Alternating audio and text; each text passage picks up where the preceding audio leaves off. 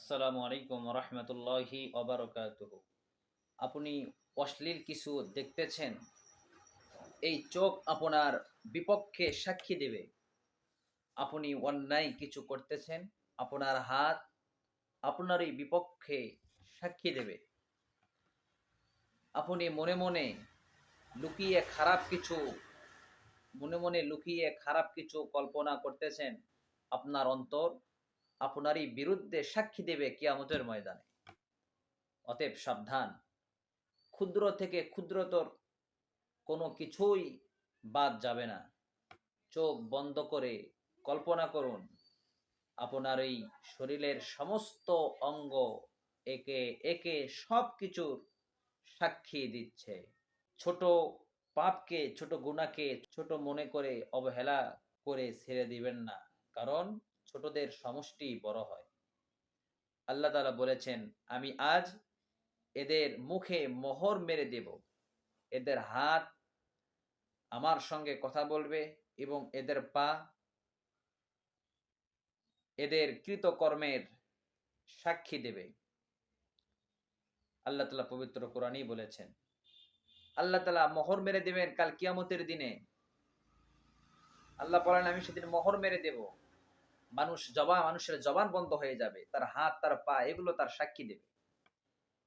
যেদিন তাদের বিরুদ্ধে সাক্ষী দেবে, তাদের জিহবা, তাদের হাত, তাদের পা, তাদের কৃতকর্ম সম্বন্ধে সেদিন সাক্ষী দেবে। নিজেকে ভালো কাজে, ভালো চিন্তায় ব্যস্ত রাখতে হবে। ৫ ওয়াক্ত নামাজ পড়তে হবে। ৫ ওয়াক্ত নামাজ কখনো ত্যাগ করা যাবে না। সব সময় সুন্নাহ অনুযায়ী চলার চেষ্টা করুন।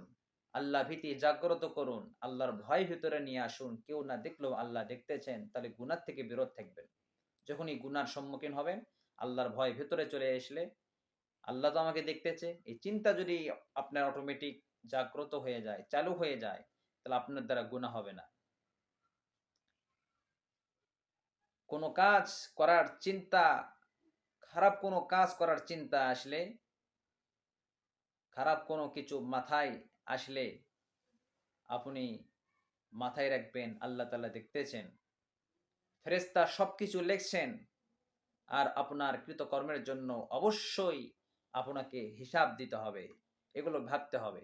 মহান আল্লাহ তাআলা আমাদের সবাইকে সৎকর্মশীলদের অন্তর্ভুক্ত করুন। আমিন।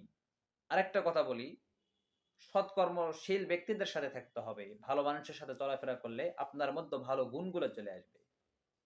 যেই কাজ করবেন ওই কাজের আগে ভাববেন, এই কাজ সম্পর্কে আল্লাহর কাছে আমাকে একদিন জবাব দিতে হবে। আল্লাহর কাঠগড়ায় আমাকে দাঁড়াইতে হবে। কেউ না দেখলেও আল্লাহ আমাকে দেখতেছেন।